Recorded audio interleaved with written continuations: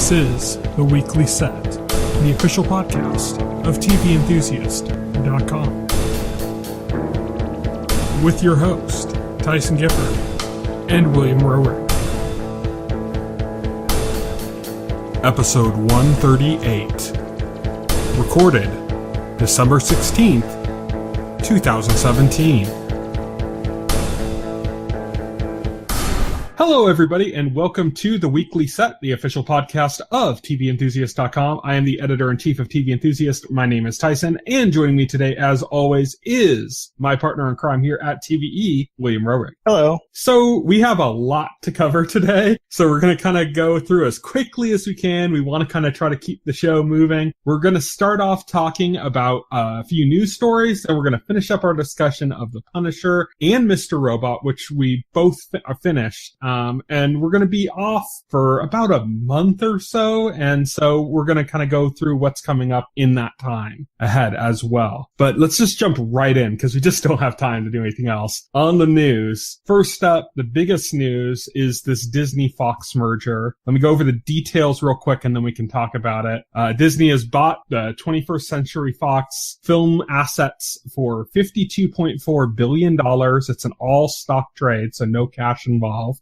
Disney will control a 60% stake in Hulu. They had 30% before, with Fox having another 30% and Comcast and Time Warner splitting the remaining 40%. This now puts Disney firmly in control of Hulu. Yes. Disney has gained access to Star Wars A New Hope, the only film in the franchise that they didn't own. If you remember, 20th Century Fox was the distributor for the Star Wars movies back in the day, and they owned the first one. So now Disney owns all of them. Of course, the MCU is the big thing, the most obvious thing, and that's just because Marvel had to sell off their properties everywhere. Now, the only areas that Disney does not control that are Marvel related are Sony, which they have a deal with, and the Hulk, which is kind of a sketchy thing because Universal owns the rights to the Hulk movies, but Disney retains the rights to the character, and that's why they've been able to use it in like Thor Ragnarok and stuff. Right. Disney just can't go and make a solo Hulk movie. Which I think is for the better anyways. I think a solo Hulk movie doesn't really work that well. It does. They tried it twice and neither time worked too well. So yeah, I think it's for the best. They also, on TV properties, which is more of what we're focusing on, they got the entire Fox catalog. This includes, of course, the biggest one's probably The Simpsons. But also they got the Whedonverse shows, which are 20th Century Fox produced, even though they aired on the CW. The Whedonverse Buffy, show. Angel, Angel, and Firefly, Dollhouse, all of that. Okay. They'll make more nerd merch for that stuff. As far as like ongoing properties, they've been dead for a while. They've been like in comic book, and now Disney owns Marvel, so that's kind of interesting as well how that affects it. But that's not really what our topic to discuss is. Don't get excited. Disney's not going to resurrect Firefly. The main thing not in the deal is there's a little bit of a loose interpretation right now about what they have in sports, which I think they're getting some of Fox's sports, but not all of it. Fox Sports Network 1, Fox Sports Network 2, and some other Fox Sports station.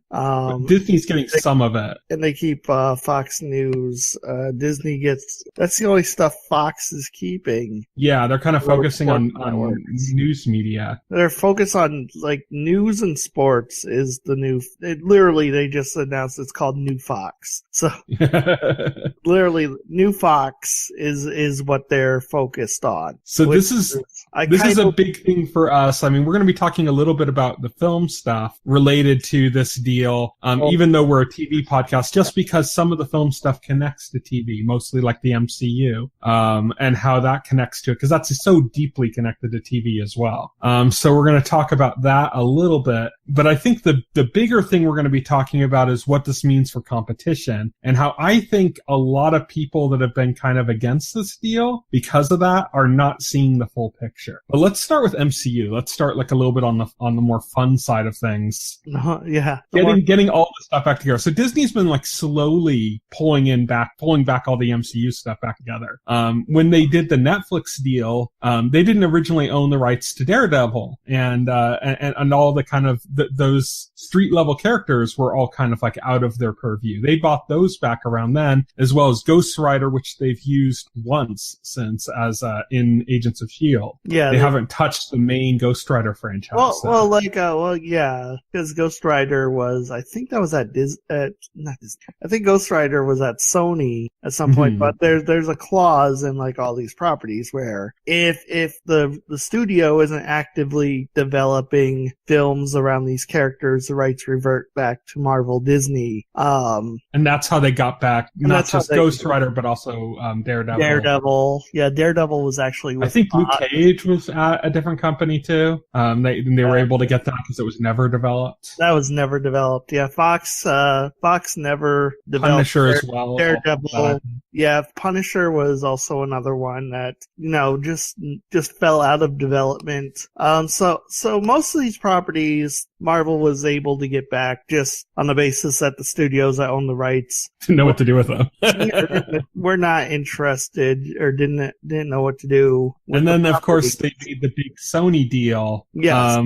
Which gave them Spider-Man, but it still belongs to Sony. So it's like Marvel's kind of controlling how the story develops for Spider-Man and how the movies are going to be structured. Marvel was able to ink out a deal with Sony, which surprised a lot of people at the time. And that's what we really wanted, even more than an acquisition with Fox, is we were hoping that when Fox was talking about rebooting X-Men, which they were, they would make a deal with Marvel along the same terms of what they did with Sony. Right, but that never materialized. Of course, X-Men is a huge franchise for Fox. Made them those movies make money every time Fox makes one. So, the chances of Fox not developing, letting the rights to X-Men lapse through inactivity were zero. Yeah.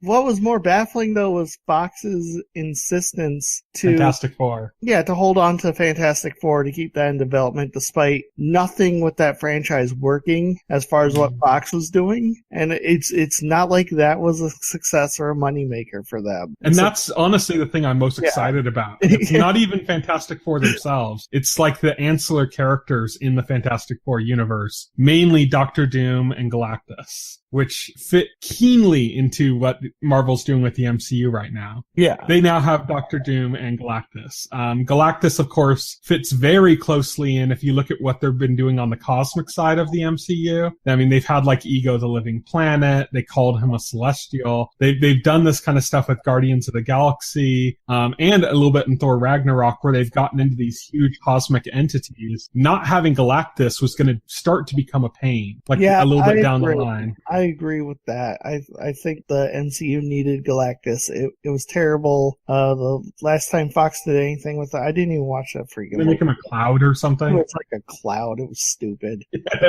They didn't want. Clearly, they didn't want to spend money on CGI for that. The bigger one, though, even more so than that, like Galactus was the obvious one, but the bigger one, the one that's got much cooler potential, is Doctor Doom. Right? They got the Silver Surfer now too. They got some really cool stuff with him. As far as cosmic stories go, he's probably one of their biggest cosmic characters, actually. But Doctor Doom hits me so strong with this franchise because if you're going to go somewhere with the MCU after the Thanos threat, where are you going to go? And Doctor Doom seems perfect. Doctor Doom is like my favorite supervillain, And what's interesting about him is that MCU has done something really interesting where they have like established kind of like the tech side of the MCU. And then they established kind of a little bit of the cosmic, and then they're gone into like the magic now with Doctor Doom and stuff. Or not Doctor Doom, Doctor Strange. Doctor Doom kind of brings all that stuff together. Doctor Strange was like their mission statement that they want to explore the magic side of the MCU. And Doom kind of represents like all of that. All of those separate wings of Marvel. He's kind of like the linchpin that holds all of those different wings together. Right, exactly. They can do some really interesting stuff with Doctor Doom. Yeah, in ways that just making him a Fantastic Four villain would have never done. And also, I think Marvel, Kevin Feige, I think they can make a really good Fantastic Four movie. Mm-hmm. I think they can do that franchise justice. Because, I trust Kevin Feige, and Kevin Feige has a good sense for what these franchises are, what these Marvel franchises are, what they're supposed to be. So I'm interested to see if they're going to pursue that. The biggest debates, I think, are going to be how they're going to fit the X-Men into the universe. It's so huge. It's so huge.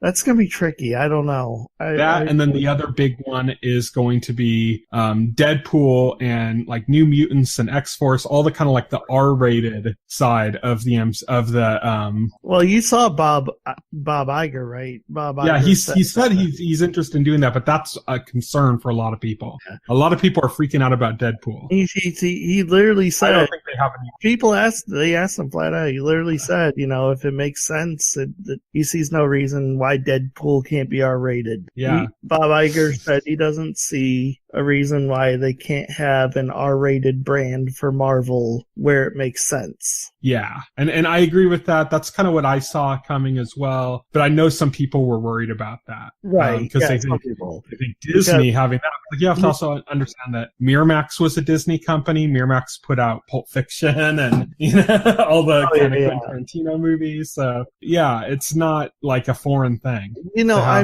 And also what people aren't realizing, one of the reasons Disney made this Fox purchase, is they wanted to diversify their output. Mm-hmm. It was made specifically, Disney's not looking at all these things and saying, okay, how do we take all this raunchy stuff Fox made and make it family friendly all of a sudden? Like, that's not why they bought it. That's, you don't make acquisitions like that for that reason. That's just stupid. This stuff does not fit in any way with what we're doing. We're gonna buy it and force it into what we're doing. No. Yeah, they're diversifying outward. I think it's a good thing. That's kind of like the fun side of what's happening with the MCU, or with the Disney Fox deals, mainly the MCU related stuff. Where a lot of people are concerned is like, they think about the Hollywood system, and there's Fox, there's Disney, there's Time Warner, or Warner Brothers. There's these big companies, and now it's like one is just consumed the other. Right. And so this is like people are really freaked out about. They're like, okay, so in the short term, yes, we get more interesting stuff coming to the MCU. In the long term, we're all doomed. I think this is silly. And the reason why I think this is silly is I think people are thinking with a 15-year-old mentality. They're thinking about the way things were 15 years ago, and then from there going back like 50s. Right. Of just like the way the Hollywood system is. That's not the case anymore. This is, I think Disney doing this isn't a move to dominate, it's a move to survive. Because I agree there's a big change. What was that? I agree with you. I mean, and you could tell. Yeah. You could tell this in reverse just from the reason Fox sold to Disney. If you recall the rumors correctly, Fox initiated these discussions. This was not Disney's idea. Disney didn't go shopping. They were approached by Fox, and the reason is Fox went hooking. The reason is that Fox, Rupert Murdoch decided that the entertainment business was not a business he could compete in long term. And he didn't mean that in that idea. He wasn't meaning he couldn't compete with Disney and Time Warner and stuff. What he sees that he's not going to be able to compete with is what's happening right now with Netflix, Amazon, Apple now getting into the content game, Google as well. Those are the two biggest companies in the world. And, then you add an Amazon, those are the three biggest companies in the world. Apple, Amazon, and Netflix. And Netflix, Or Google, I mean. And then Netflix, like the biggest content provider in the world. So you have these big players coming in. This isn't about Disney versus Time Warner. This is about Disney versus Netflix. Yeah. And then I use the Game of Thrones analogy now, which is that while we have this War of Five Kings going on, which is the old thing, it was Disney, Time Warner, all that.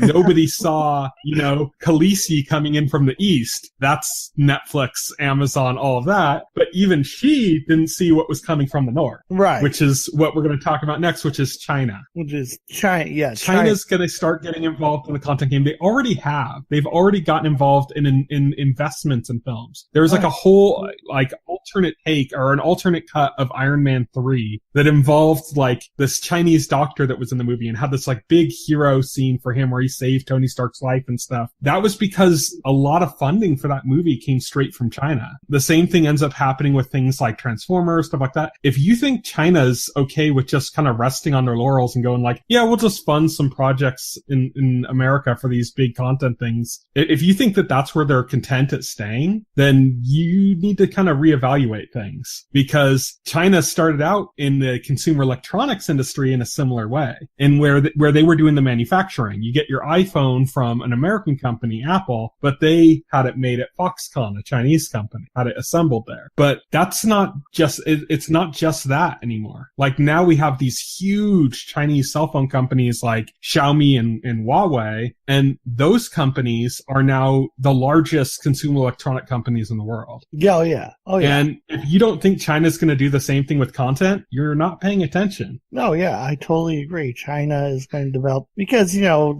you got to think, you know, that China, they're looking at how much Hollywood is investing in China, you know, all of a sudden. Mm-hmm. And they got to be thinking, you know, China's the abyss. Yeah. Hollywood's looking into the abyss and China's looking back. China, yeah, exactly. China, you know, and all that investment, all that interest, you know, China's got to be thinking, you know, why should we let America profit off of our country? We should be doing this ourselves. Mm-hmm. And that doesn't mean like a bunch of movies starring Chinese actors set in China and stuff, because that's not the way the international movie business is done at all. You know, no, it's not. This just means movies in general. I mean, you'd be watching something thinking, oh, this is an American movie, and it's completely Chinese. Yeah, exactly. Because it's going to be Chinese produced, but it's going to have American or European actors. You know, it's going to resemble like anything else that you watch. It's just going to be produced and made in China.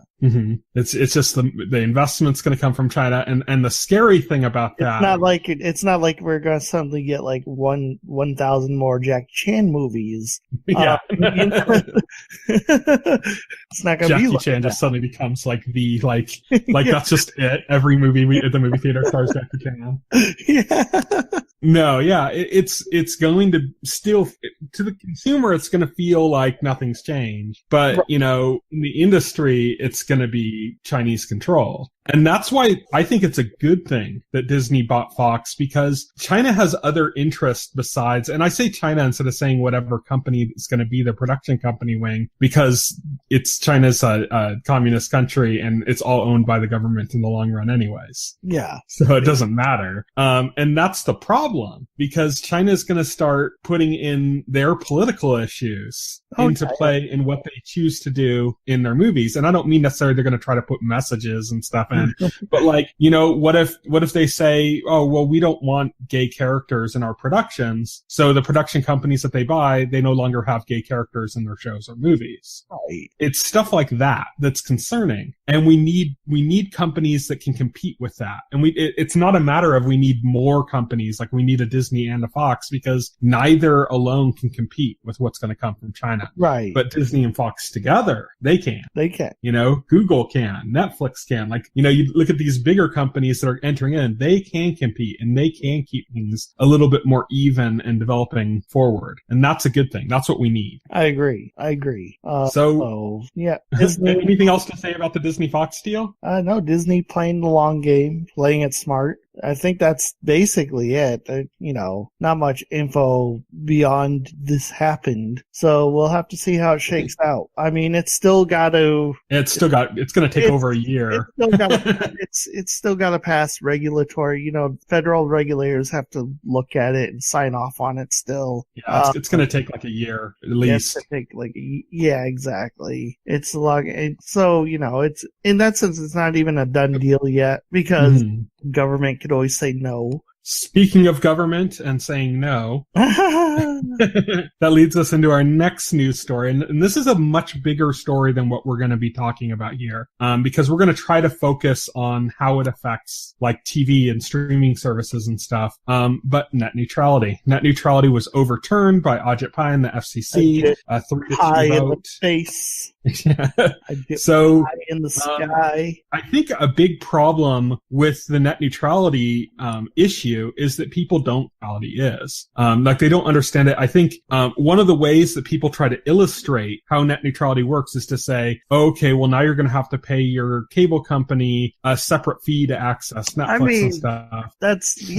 Because that's one possible future, and also it has the most immediate visual. It's the way to reach people that aren't going to get it, that aren't going to understand it. Real truth of the way it's going to work is a bit more sinister, a bit more subversive, and that's that the consumer might not even notice directly what's happening, but indirectly they will. Like they'll be all like, this streaming service I used to use got shut down. I wonder why. And then the rate for Netflix just doubled. I wonder why. Right. And and all these things are going to start to affect them, but they're not going to relate those back to Netflix. No, they're not. And it's very hard to explain. Like, it's very hard to explain conceptually to somebody about throttling. Yeah. Like, it's such a vague concept, I think, I don't know if I'm selling people short, but I think a lot of people don't understand at all how the underlying technology works. They just know that they pay their ISP and they hook up the box to their computer and they get internet, and that's how that works. See, what's funny is that's net neutrality. Right. That's net neutrality working. And a lot of people that are against net neutrality who don't really understand it they're like, I just want to pay for my internet and get it. I don't want the government mucking around in it. And it's like, that's what net neutrality does. That's exactly what net neutrality does. It basically tells the cable company, look, you're a dumb pipe. You send data, you receive data. That's all you do. Right. Exactly. You don't control what data goes where, how it works. You just let the data go, and that's it. And now that's what net neutrality does. When you take net neutrality away. Well, yeah, now we got, and to relate this back to what you were talking about in the last segment with Netflix becoming a huge force. Mm-hmm. Well, what if Verizon doesn't like that? What if Verizon wants to have their own video streaming service? And so Verizon can just say, okay, if you watch Verizon video, it doesn't use up your data, and also you get our fastest 5G speeds, free with that. But if you watch Netflix, that's going to eat all your data, and you're restricted to 3G. Yeah, that's what you're talking about is zero rating, which is something that a lot of people actually liked when T-Mobile introduced it. But it's a troubling trend, which is the idea that T-Mobile says, hey, you like your Netflix? Well, you get to watch your Netflix, and it doesn't count against your data. But what if you like to watch Hulu? Yeah, exactly. So it's actually it's something that sounds good on the surface because you're like, hey, I get this thing for free. Wow. But what's really happening is more sinister. And what's really happening? They're stifling competition because you get that thing. You don't get anything else that you might want. In reality, these companies aren't going to hurt Netflix and stuff because Netflix is big enough that Netflix can just pay. So these companies are going to do is they're going to say, hey, we kind of want to launch this computer to Netflix. And they're going to say, okay, well, how much is it worth to us to kick out Netflix and run the service? And then they're going to go to Netflix and say, look, we have this other opportunity. We can run our own service and kick you out, but it's only worth $1 billion or $1 million a year to us to do that. So if you pay us $2 million a year, then we'll just let the traffic go to you. Well, let's say TVEnthusiast streaming network. That's exactly where it's going because Netflix is a huge company. TVEnthusiast, our website, and the Enthusiast Media Network is not a huge company. Yeah, it's not a huge company. So, so Verizon's going to go to us and say, you know what? We're launching our own service. Netflix paid us to stay in the game. You know, if you want to stay in the game, Tyson, with your website, then you have to pay us all this money, you know, equal to what Netflix is paying. Where people will try to access your website and they'll just get a slowdown, or like it just won't be able to access it. They can access your website, but it'll be like 2G speed. And they won't even know why. Like the people accessing the website will just be like, man, TVEnthusiast.com is really shitty now. I'll just stop using it. They'll just blame it on the website. Yeah, they'll be like, wow, that's shitty. They got to fix their website. Yeah. That's the insidious, sinister thing, is because it happens without the customers really realizing why it's happening. Right, exactly. And it's going to hurt the small companies. And so it's not really going to hurt Netflix or Amazon or, you know, these big companies, because they're big companies. They can afford to make it worth the while of these cable companies to not interfere with them. So they'll pay these companies to kind of get that off. What it's going to cause a problem for is the new Netflix. When Netflix first started, it wasn't a huge company. Oh, no. So we're not going to get, you know, Netflix's cousin, Webflix. You know, is never going to come into existence. Netflix exists by the grace of net neutrality having existed when Netflix came up. You know, if net neutrality didn't exist, you know, there wouldn't be a Netflix. Yeah. This brings us to the last thing I wanted to bring up, which is another counterpoint to our argument that some people make, which is that the net neutrality as we know it now come into existence until 2015. So you think, well, Netflix is older than that, so how is that the case? Well, I really net neutrality as a general idea and like trying to be enforced in different ways has existed long before that. I mean, the FCC just strengthened the Title II protections in 2015, you know, to protect net neutrality. They just updated them to make sense in a modern era. Yeah, I mean, because even before this, there was a lot of talk, a lot of things going through government attempting to get rid of net neutrality. I mean, if anybody remembers SOPA, that bill, you know, and that was under the guise of, well, we gotta stop piracy. And then it just had all these hidden amendments that you couldn't see. Yeah, we gotta stop piracy, but also, you know, let's get rid of all the protections for the internet, because clearly a fair and equitable internet just helps people illegally pirate stuff. No. Yeah. And then, of course, that all leads to, well, if we had we have competition. So if Time Warner does some sketchy thing, then we can just go to Comcast. That's not how it works. No, that's not how it works. We have what are called local monopolies. And you know, I love how a shit pie. I love how he gets up there and he says Obama era protections. Like he's an Obama anti-Obama base. And it's like no. he's put Obama's name on it because he knows that 50% of the country loathes Obama. Yeah, exactly. And he's politicizing it to get them on his side, when in reality, if you look at the elected officials, like 75% of Republican elected officials are in favor of net neutrality. Right. This is not a Democrat-Republican issue. In fact, if you think about the way, you know, Republicans are supposed to be about small government and about, you know, not having these monopolistic controls from these big companies, net neutrality is right up their alley. You know, it's become politicized by Ajit Pai and other people who, and it's important to note that Ajit Pai was a lawyer to these companies that are going to benefit from it. He has prior influence and connection to these companies that should be illegal, but isn't for some reason. He's going to benefit financially from this. So that's kind of the tricky subject on this. That this is if you wonder, well, if this is the case and it's not a Republican Democrat issue, why is Ajit Pai so against it? Because he's paid by Verizon. He is literally paid by these companies, and it's on the record that he has been. Yeah. So, so that's why it's greed. It's not politics. It's greed. Yep, I agree. It's 100% pure greed. And you know, this is going to go to court. I don't think, you know, the FCC has a strong case here for why they did what they did. Because that's the other thing, is the FCC now has to prove that the change they're making by getting rid of it there's a reason for it. Right, exactly. The FCC just can't make changes. They're at the whims of the senators and the House, and they have to do that. The problem, of course, being now that Ajit Pai is trying to politicize it and turn it into a Republican-Democrat issue. And if he's able to succeed in that, then the Republicans control the House and Senate and nothing's going to get passed, you know? Right. Well, again, we can take this through the courts. And the thing is, if this goes to a court case, Ajit Pai has to prove, he has to prove that this was necessary in some way. And that it's beneficial for citizens. It's beneficial for citizens. They also have to take into account public comments.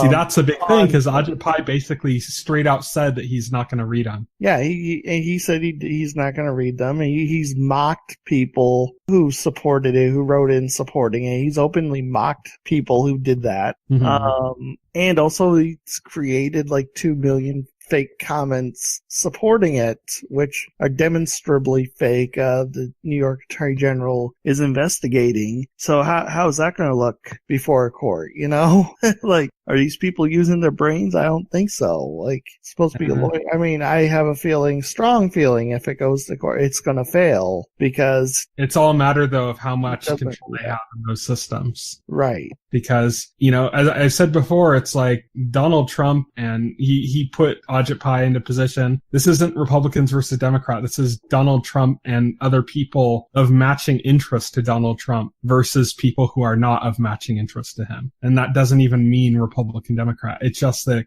more closely aligns to Republican Democrat. Right. So, than it does the other way. So they're politicizing it the way that works in their favor. And that's all that matters with it. You know, it's all about that. I think actually Trump is probably just happy that, you know, as Ajit Pai calls it, Obama era regulations, Donald Trump just wants to overturn anything that has Obama's name on it. Right. So don't be fooled into thinking this is political. It's not. This is, you know, like I said, 75% of elected Republican officials are currently, they might not be later when they're called on their party to act a certain way, but they're currently in favor of net neutrality. Right. It's like 75% of Republicans and like 85% of Democrats. So it's overwhelmingly in support of net neutrality. And yet they're gonna try to force it through. And what we're gonna see is how much power, the people in these positions actually have if they're able to get it through. Right. But that kind of brings us to an end of the net neutrality thing. As we said, net neutrality can affect us. It can affect the next Netflix, not Netflix itself, but what might be the next company to try to compete with Netflix. It could kill them before they even can get off the ground. That's the kind of stuff that how net neutrality relates to what we cover on this show. But let's move on to content. And we've been talking about Ajit Pai. I don't know about you, but I'd sure like to punish Ajit Pai. Yeah. Punisher. What can I say? Well, you finished it now, so you can you can finally give me your impression and your ranking. My ranking, it's my number 2 Marvel Netflix show behind Daredevil. Okay. Right now. I really enjoyed it. John Bernthal, I've said this before, but just fantastic. All throughout, from start to finish. Just a fantastic, amazing performance as Frank Castle. Really, really humanized the character. You know, we also give a shout out here to Eben Moss Bachrach, who plays Micro. Okay, right, yeah, he's fantastic too. And the chemistry between the two of them. The chemistry, the best buddy comedy of all time. Yeah, definitely. You know, I just rate the villain was great. He was like this really charismatic guy that, you know, you just love to hate because he was like so hateful. It's interesting because we got kind of the Punisher origin story, or like part of the Punisher origin story in Daredevil season 2, but right. We definitely got the Jigsaw origin story in this season. Yep. Yeah, we definitely got the Jigsaw. That was like the big twist, right? Because I couldn't have predicted that he would have turned out to be Jigsaw in the end. Full confession, I don't read Punisher comic books, so maybe Jigsaw's name in the comics was Billy Russo and people knew all along, and I just didn't because I'm like ignorant of all these characters besides Frank. But yeah, I think it was Billy Russo in the comics, but like you, I'm kind of like, I'm a little bit more vaguely aware of Punisher comics. Like, I don't know the lore like the back of my hand, you know? I don't know. To be honest, I don't know the lore at all. My knowledge was extended to Frank Castle kills people. There's a villain named Jigsaw somewhere. That's about it. Yeah, organized crime, yada, yada, yada. Sometimes he comes up against Kingpin and doesn't manage to kill him ever, for whatever reason. So if you've realized already, we're not going to be going over episode by episode of the 8 episodes that we're covering in this season. We're just going to be kind of in more broad strokes, talking about if we did about the series. I can't even remember all those details, so... So yeah, we're going to talk about where we left off last week was when Frank was wounded when they were trying to visit Gunner. Gunner died, Frank was wounded. And we're talking about kind of how that's like a trope within the Marvel Netflix shows, that there's always like the hero gets injured and they have to take him to an off-the-grid medical thing. Yeah. Normally at this point, it's like, well, now it's time to bring Claire Temple into the episode. I'm kind of glad they didn't. I'm kind of glad, she's shown up in every show except for Punisher, which I'm glad because they really don't need to do that. But now she's officially been beaten by Turk. Yes. All of them. Oh, yeah. Turk is officially... I'm glad Turk got his cameo, right?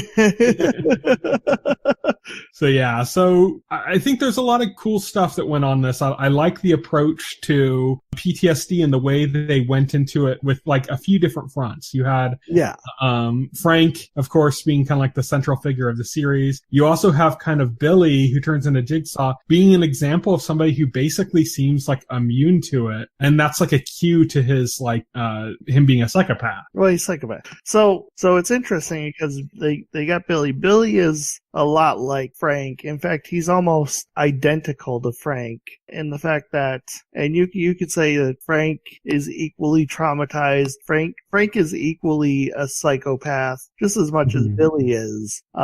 Just that Frank... But he's emotional. He's not a... he's emotional. Not sociopathic. He's not sociopathic. He's not sociopathic like Billy, and he maintains his code of honor, he is emotional. What he's willing to live with, basically. Yeah, what he's willing to live with, yeah. And for Billy, it's basically he's willing to live with anything that leaves him ahead. Right. Frank is basically out for revenge because of what happened to his family, primarily. Billy didn't have a family, and he was involved in the murder of Frank's family, so... Let's talk about that, because that was like...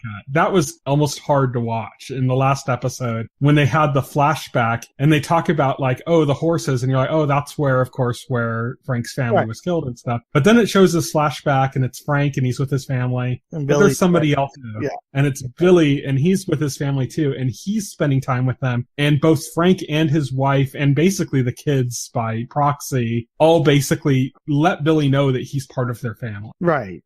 Even though Billy is there that day to see to it that they're all killed. Yeah, and that just makes it so much more tragic. The idea that, like, it's not just that he was, like, Frank's friend that ended up getting his family killed. It's that he was complicit in it, and he did so, like, while spending time with them, while joking with his kids, while, it's like, while basically being a part of the family. Right, exactly. And that's what I mean when I say that he's like a psychopath, because we look at Frank and call him a psychopath, but he's not so much a psychopath. He's just capable of certain psychopathic behaviors, but he's emotional. He has connections that he connects with people. Billy doesn't. Billy like fits in as if he does. He's charming, so he gets away with it, and you think like, oh, he's my friend. In any instant, he could turn his back and kill you and not think twice about it. Exactly. And that's something that Frank couldn't do. And that's something. Frank wouldn't betray people he trusts, unless they betray him first. Yeah, and he definitely wouldn't go after someone's family, Yeah, definitely. Right, exactly. So there's that, so that's the difference between them, and that's what makes Billy Russo a villain and Frank not the villain. Frank, anti-hero, I guess would be the right way. Although if you put Frank up next to Daredevil, then Frank looks like the villain there, but it's all a matter of... If anything, Frank's like he's a relatable villain. Right. Whereas like Billy is not relatable. Billy is not relatable because and Billy likes to use the excuse that he was an orphan and that he went through all this, hell and war to excuse his behaviors, or, or to justify his sociopathic behavior, when really it doesn't. Yeah, he's able to do what he does because he doesn't have empathy. Right. He's incapable of it. And that's what makes him, I think that's interesting because you have that parallel between him and Frank with that. But as I was saying, like, we get lots of different sides to PTSD put into play here, because we also have this kid, this army kid, who is attending these PTSD meetings that Frank's friend, Curtis, is hosting. So this kid named Lewis, he's played by Daniel Weber, he played Lee Harvey Oswald in 11/22/63. A very similar character to Lee Harvey Oswald too, in that he's kind of this edgy kid that like feels kind of slighted and is capable of doing bad things because of his mental state, Right, exactly. And again, he's mentally off his rocker.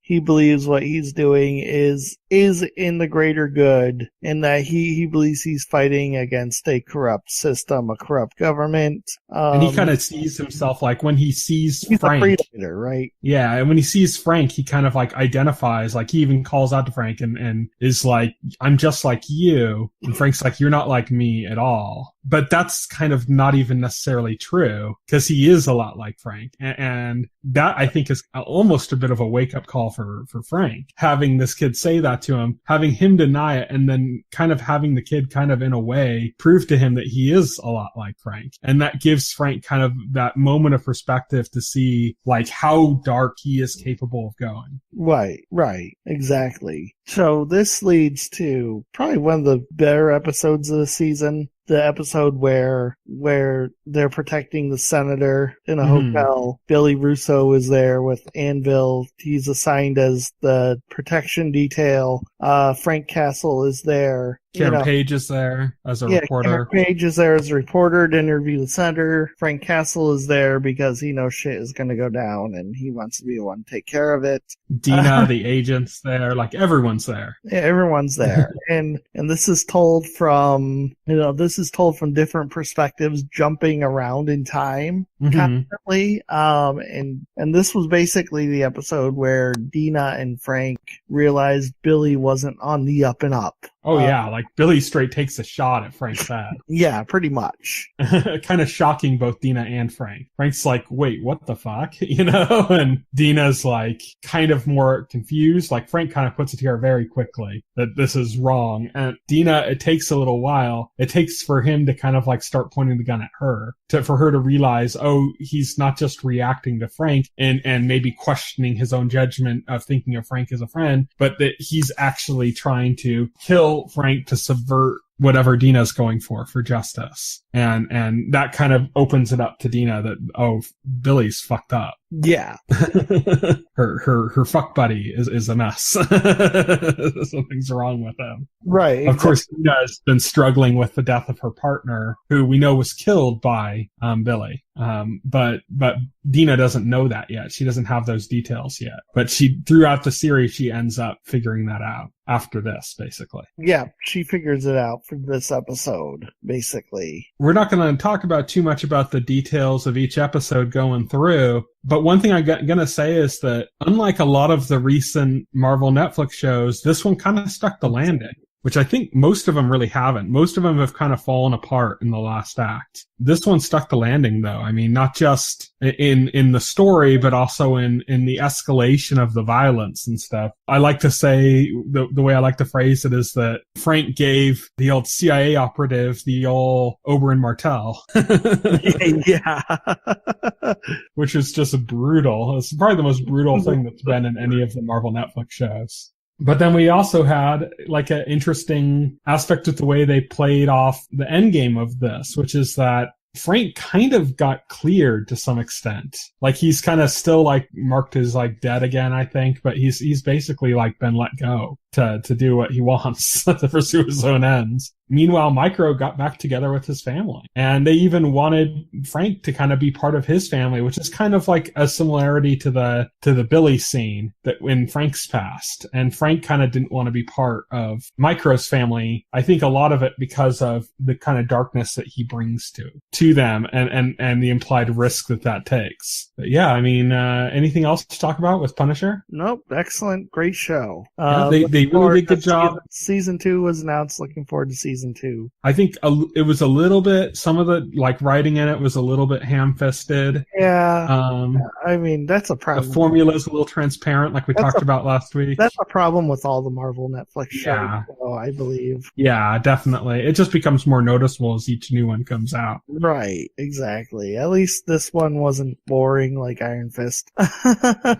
At least it went into a few interesting places, and it kind of stuck the landing. And also, it was driven by strong performances. You know, like, I can compare Frank to Iron Fist. I could be like, yeah, Frank, like, you actually cared about him. He was interesting. You know, he was flawed. You know, there was a lot of pathos there. Well, there's a lot of moments where you're like, Frank, what the fuck are you doing? Yeah, there's Frank. But it's not like when you're like, Iron Fist, what the fuck are you doing? Because when you're saying the Iron Fist thing, you're like, that makes no sense. With Frank, you understand where he's coming from. Well, and with Iron Fist, he's boring. He's so boring, and the performance is completely flat, and there's no dimensions to that character. From what all of his actions just seem like random and out of the blue. Yeah. Whereas Frank's, like, even when he does something that maybe he shouldn't be doing, and that we question him doing it, we understand why he's doing those things. Understand his motives. Yeah. Yeah. It's just like when we say, like, Frank, what are you doing? We're saying it from a place like, don't do this, Frank. We know this is your modus operandi, but don't do this. You need to see the bigger picture. And with Iron Fist, it's like, why the fuck are you doing this? No human would do this. This makes no sense. Yeah, exactly. It's just bad. It just comes down to bad writing, bad acting. That's the Punisher. So we'll talk about it again. I think based on our experience with this from doing kind of a bunch of episodes in here, I think maybe next time we do a Netflix show, we're just going to do the one where we talk about the whole thing. At least in the case with like one of the Marvel Netflix shows. You can kind of see it like we're talking about it like we're reacting to a movie versus reacting to a TV series where we go by episode to episode. Exactly. I think when we did Stranger Things episode to episode, it made more sense, but on something like this, it's kind of a little bit rough. So last week, I think we were really trying to kind of get everything down, and this week we kind of just realized there's no real reason to do that. Right, exactly. So now we're going to transition over from Punisher to Mr. Robot. This is the season finale, episode 3.9, Shutdown-R. So this is the season finale. It's the 10th episode of the season, even though it's marked 3.9. That's just Mr. Robot's weird numbering system. Yeah, this is, I think, a good cap off to the season. It didn't kind of end the way I thought it would. It didn't. I thought they were making a move towards Elliot being a bit more empowered, and it kind of almost the opposite. Yeah, it's kind of like they got him out of danger, and then they made him less empowered in doing so. Yeah, they did. They took a twist to it, right? They swerved to, they zigged where you thought they would zag. I mean, this show is famous for doing that. Mm-hmm. What did you think about the way they used time travel in this episode again? Like, they were directly calling out to people that are into this time travel theory, even though they had written this episode before they knew those people would even be relating to it that way. Yeah, I mean, there's a lot of time travel references thrown throughout it, right? Just this episode, they specifically had the scene where Superman flies around the Earth and reverses time to save Lois. I mean, more Back to the Future references again. Or Back to the Future. I mean, it's, you know, it's like, you know, they're obviously like poking at it, you know, like. Mm-hmm. They also made it pretty clear that this isn't just White Rose manipulating Angela into thinking that there's like a time travel possibility, but that like White Rose is perhaps a bit insane in that regard as well, and believes in it herself. And some of that you could say, well, how much does she believe in it? How much is she just telling people to control them? But even at the end, when she has her lover kill himself, she says, I'll seek you out once I, you know, finish my project. Implying like, you know, oh yeah, you know, I'm going to reset time and then I'll find you. which is just kind of like, it shows kind of, and we also got a moment with Price talking to Angela where he kind of talked Angela out of her belief that this is a time travel thing, which is almost like Price talking to the fans. Right, yeah.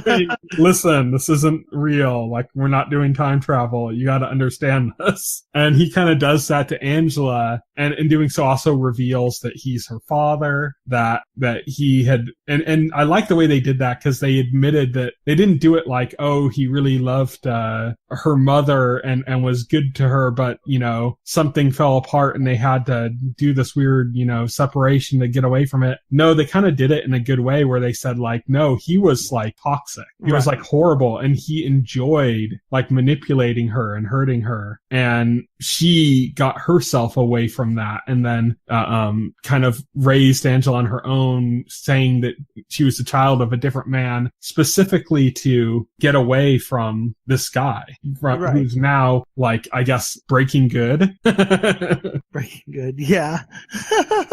In a way, at least in her favor, at least to take care of Angela. But, and I like that moment in their conversation where she says, well, what are you going to do to White Rose? And he said, what are you asking me for? And she says, retaliation. And he says, you need to understand that you've just been conned. And that's it. Like, there is no retaliation. You were conned. Right. And now Angela has to live with the fact that she's partially responsible for these deaths in these 71 buildings. That's something that she had been kind of in denial of before. But, oh man, lots of stuff in this episode. We got to see our favorite TV fan again make a bit of a surprise move and a swerve where he takes out a bunch of Dark Army agents. Oh, that was right. We got to see Dom basically turn against her own values. Forced to turn against her own values. Well, she realized it. And that's the thing, is that her partner Santiago was like, kept saying, you're so naive. You're so like beautifully naive that you just don't even understand. And it's almost like he's trying to convince himself that what he's doing is okay because he was forced into it. And she's like holding him to the task of it. But then immediately upon his death, she's like, sticks to her values. No, I will not turn. Nothing's going to happen. And all it takes is a description of one little boy in her family. Right. To say basically, yeah, well, you know, hey, your brother has a 4-year-old kid and we're going to murder him. And that's enough for Dom to kind of like, her illusion of her justice is just shattered. I think she was a little bit unfair in the way she kind of took that out on Darlene, saying that like Darlene ruined her life with this and everything. It's like, no, place the blame where the blame belongs. The blame is on White Rose and the Dark Army, you know? Right, exactly. Like kind of blaming Darlene for, you know, that's a cop out. Yeah, no, Darlene didn't ask you to get involved in by investigating this. Like, you did that trying to pursue your own justice. You know, you knew your partner who was a Dark Army plant before you knew Darlene. You know, it's like all these things were in place before that. You were already put yourself on that radar before you knew Darlene. Right. So that was a little bit harsh, but I like the way that, you know, the actress who plays Darlene did a great job of, you know, her reaction to that, like having that kind of those verbal stings like hitting her, you know. Elliot ends up in a situation in this episode where it looks like he and his sister are both going to be killed by the Dark Army. And he's able to get out of that, as we said before, that, you know, it's kind of like he's lost agency and gained safety. He loses that and gains that by directly addressing White Rose, who is watching while like in a bathtub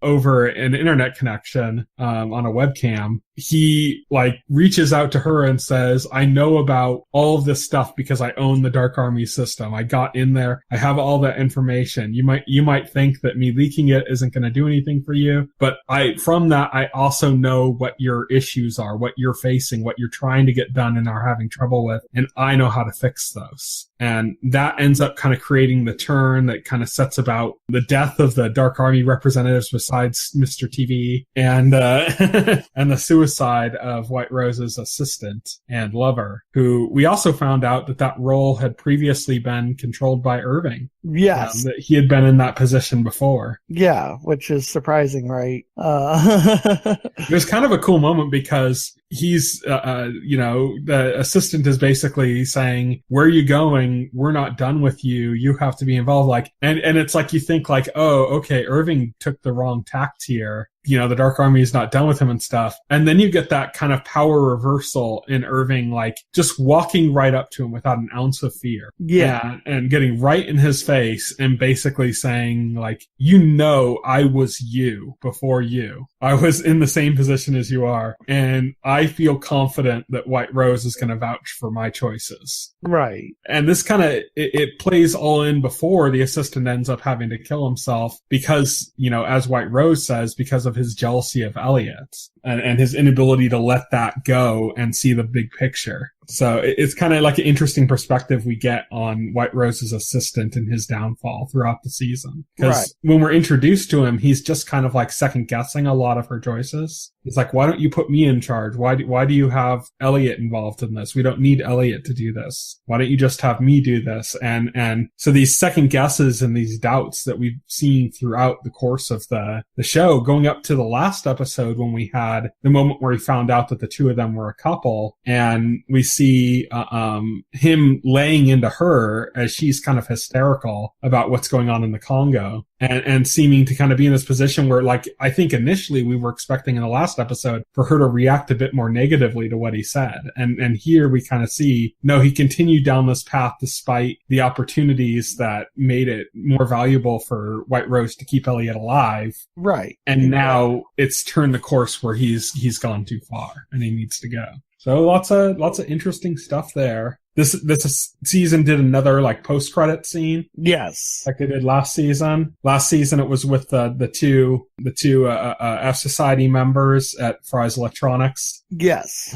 In New Mexico. And this season, the post-credit scene, we see some gangbangers park their car in front of Elliot's place when Darlene's standing outside, and they walk right up and approach her. And you find out that they're being led by Vera, who was a kind of a small role villain in season 1. He killed Elliot's neighbor and girlfriend in a scene that was kind of shocking in the first season of Mr. Robot, where we found out that Elliot helped him escape from jail and did all this stuff to try to save this girl that was like his, somebody he slept with a few times and was trying to like not have feelings for, but had some feelings for. And we found out the twist being that she'd been dead the entire time he was working to try to save her. Right. And so now we're bringing Vera back into the picture. Pretty interesting. Yeah, it's kind of like, where does he fit into this? Because as far as we know, he's not Dark Army, There's no like involvement there. Maybe he was recruited by Dark Army as somebody to keep tabs on Elliot. We don't know. But even just his presence in general, he's a bit of a wild card. So that'll be kind of interesting. That leaves us kind of, though, with this season ending, with us thinking the same way we did in the first season, which is, man, I can't wait for Elliot to get some agency and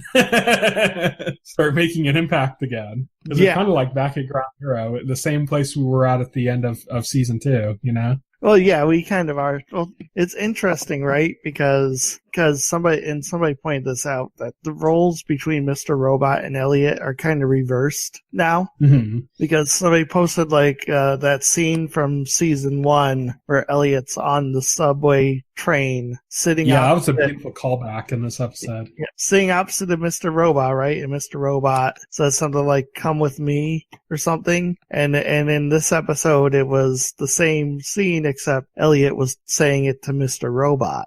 Mm-hmm. Yeah, that was a beautiful callback, and I think specifically a callback to say the power dynamic there has shifted. Yeah. Yeah. Mr. Robot's no longer in charge, Right. Which is interesting, but Elliot, as a whole, as a singular entity, is still, at a very disadvantaged position in regards to like the other players in the plot, So right. I'm still like holding out for him to get some agency and make some big moves, but man, they really kind of dampered that feeling that we were going in that direction.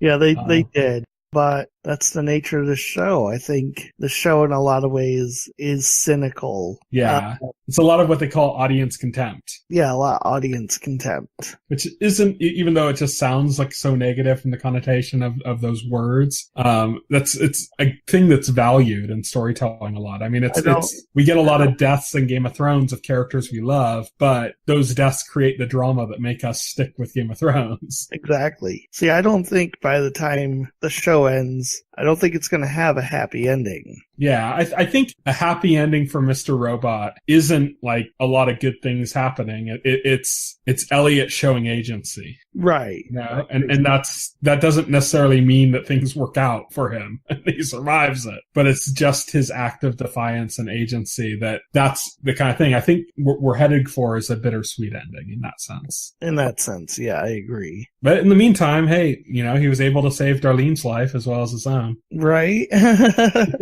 just because White Rose still sees him as valuable. Mm-hmm. Like he's literally, him and Darlene are literally still alive at the behest of White Rose. Yeah. I like to call out, though, that they went back to the line of the top 1% of the 1%, Yes. But this time with Elliot saying that he's exposed them, like who they are. Who they are, exactly. And how to go after them and stuff. So I think perhaps the idea is that White Rose is leaving this leniency for Elliot to do that. Like, it's not like Elliot's doing this under White Rose's nose. It's like White Rose is like, yeah, that's fine. I don't care. I don't care if you reverse 5-9. I don't care if you do any of this. And none of that matters to me. I already got that down. Yeah, because the point of 5-9, the means to the end, the ends for that, for White Rose's perspective. White Rose accomplished what she wanted to do with 5-9.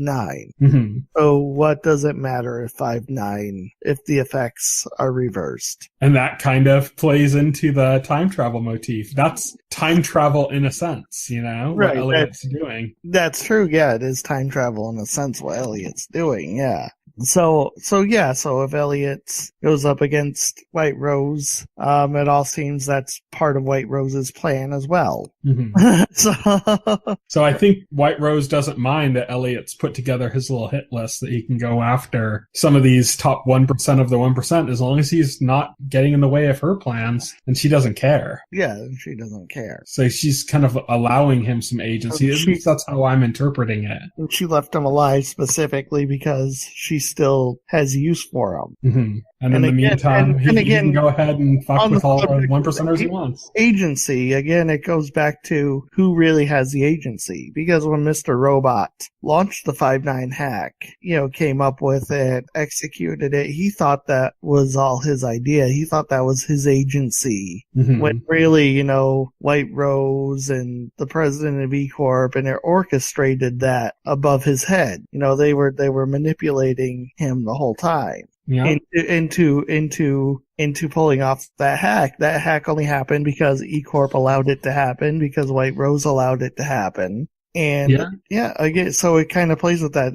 Like is there any real agency besides the agency of the people at the top? And that becomes the question: is how many of those people at the top actually have real agency? E-Corp run by Philip Price, he doesn't really have all that much agency. No, he doesn't. It seems like the only person who has any real agency in the show is White Rose. But right? White Rose seems kind of like singular focused on this mission, and that's what's driving her. It's not her own personal choices. It's her personal need to accomplish this mission that's driving her. So in a sense, she kind of doesn't have agency either. She's kind of under the controls of a non-entity. You know what I mean? Right. I get what you mean. So yeah, it's interesting. This is the thing about Mr. Robot, is even when it goes in a direction that we're not anticipating, perhaps because it goes in a direction we're not anticipating, it becomes interesting and it becomes something that's worth talking about and thinking about and letting it kind of soak in and ruminate in your head, Right, exactly. So that's it for Mr. Robot Season 3. Mr. Robot was confirmed for a Season 4, so there is a 4th season coming. No announcement on a release date, I don't believe yet. Probably around the same time. But yeah, so we'll get back to that later. In the meantime, here's what's coming up in the weeks ahead. As we've mentioned in the last couple podcasts, we are going to be off for a few weeks because of the holidays. And, there's just not a lot of shows that we actively talk about. We just finished Punisher and Mr. Robot. Those were kind of the two that we actively talk about on here. So, and those are both done. Yeah, and we could have launched into another one. There's a few shows that are out now that we could have launched into and gotten deeper into discussion on. But with the holidays and everything else, it just kind of doesn't line up right. So we're going to be off for close to a month, something like that. So I wanted to kind of end the show. We normally just talk about what's coming up in the week ahead. We're going to talk about kind of through into early January of what's coming up because we're not going to be back for a while. So we're recording this on Saturday. We went a little bit later just because we had so much to cover that we needed time to kind of get it all in. But yesterday, on December 15th, 2017, from the time we recorded this, Wormwood hit Netflix. The Ranch hit Netflix. Troll Hunter Season 2 hit Netflix. Erased, which is an adaptation of the anime of the same name, hit Netflix. And Jean-Claude Van Johnson hit Amazon. Then tomorrow, or now, I guess, by the time this will be available, Sunday, December 17th, 2017, A Christmas Story Live airs on Fox. This is a live version of A Christmas Carol. It's like they're doing it like a play and they're airing it live, so you can watch in and tune in and see if they're going to have just a horrible disaster or if they'll be able to do it right. I think that's the only reason like shows advertise live. That's like the only excitement is that something's going to go wrong. On the same day, PBS is going to be airing The Last Tango and Halifax Christmas Special. Then on Monday, December 18th, 2017, the next day, Gunpowder hits HBO. This is the story of Guy Fawkes and all that. It's supposed to be brutal. So this is HBO's picking up. It's a British series. It's already aired in the UK. Kit Harington plays a character in it that is ironically, he's actually like distantly related to the person he's playing. But just shows you how small of a country England is, But if you've ever heard of the Guy Fawkes story, kind of the revolution that took place, this is like a very bloody telling of it that people found a little bit disturbing in the UK for the excessive violence in it. So, oh really? Wow. Beware of that. If that excites you, then hey, you got a reason to watch it. If you were looking forward to the story, but you're kind of a little bit queasy at the sight of blood and stuff, then maybe hold back a little bit. But that's coming to HBO. Hello, My 20s comes to Netflix on the same day. Then on Tuesday, December 19th, 2017, 15, a Concenera story. I don't know how to pronounce that word. It's like the coming of age thing they do in Mexico for young girls. That comes to HBO. It's I think like a documentary following different stories of girls coming of age, including I believe there's one of like a transgender girl that's coming of age at that point. Oh, okay. So that's supposed to be kind of interesting. Also, The Indian Detective comes to Netflix. This is further moves towards Netflix becoming more and more international. It's a show about an American who's of Indian descent. There's some other American actors in it, but it mostly takes place in India. This is the kind of thing Netflix is going to be doing more and more of because they're an international company, so they can just start bringing in their assets from all these different countries and making shows that work for everybody. Then on Wednesday, December 20th, 2017, Money Heist. This is another foreign property, comes to Netflix. And on Thursday, December 21st, 2017, Peaky Blinders comes to Netflix. We will be talking about Peaky Blinders, but we'll be doing it week to week, and we'll be doing it a little bit later on. Yes. We're not going to be doing it right when it comes out. We're going to be doing it sometime in mid-January. Around the same time, we're going to be talking about The Magicians. Then on Saturday, December 23rd, 2017, Fuller House comes back to Netflix. Notice it's been like a week of just nothing but Netflix that I mentioned. This goes to the point I was making, Disney's Netflix not a big player anymore. Netflix is pumping out the shows, Yep. Then on Monday, December 25th, Christmas Day, 2017, Call the Midwife Christmas Special on PBS, Doctor Who Christmas Special on BBC America, and Cable Girls on Netflix. It's a new season. season. Tuesday, December 26th, 2017, Travelers. It's a Canadian series about time travel. Comes back to Netflix for its second season. Friday, December 29th, 2017, 2 more Netflix shows. The Mantis, which is a foreign language show. Another one of them. Again, another trend. Netflix very international right now. Another big show coming to Netflix that we're going to talk about eventually. We're not exactly sure where we're fitting it into our schedule yet, though, is Black Mirror. Yes. So don't worry, we will talk about that. We love talking about Black Mirror. We just have to figure out when we're going to talk about Black Mirror. It's not going to be right away. Tuesday, January 2nd, 2018, LA to Vegas premieres on Fox. The Mick returns to Fox. This Is Us returns to NBC. Wednesday, January 3rd, 2018, Grownish comes to Freeform. This is the spin-off to Blackish that follows the oldest daughter as she goes to college. The X-Files comes back to Fox. New Fox series called 911 starts. The Blacklist comes back to NBC. Thursday, January 4th, 2018, The Good Place is back to finish off its second season on NBC. Great News is back on NBC as well. It's a Tina Fey series. And on Friday, January 5th, 2018, Crazy Ex-Girlfriend comes back to the CW to finish it off its season. So after that point, a lot of the shows that we're going to be announcing and, on our next podcast and stuff are going to be like shows that are coming back to finish off their seasons, because that's when mid-season's kind of starting back up. So you're going to get those mid-season replacements and the shows that are returning. Like, I think not too long after that, you're going to get like Flash and Arrow coming back and stuff. So that's what you're going to see a lot of in that schedule. It's not new seasons. It's just they're finishing off their seasons. But that's it. You can reach me on Twitter. I'm at Tyson Gifford. You can reach Will. He is at Voxel Hero. You can check out our Facebook page and our YouTube channel, as well as our site, TVEnthusiast.com, and subscribe to the podcast through any major podcast client like iTunes or Pocket Cast. And the entire backlog of our podcast is available on our YouTube channel. So thank you, everybody, for listening to this podcast. And this is TV Enthusiast tuning out. Bye. If you would like to voice your opinion, send an email to theweeklyset@TVEnthusiast.com. TV Enthusiast is a part of the Enthusiast Media Network. Stay tuned to TV Enthusiast and the Weekly Set podcast for more coverage of all of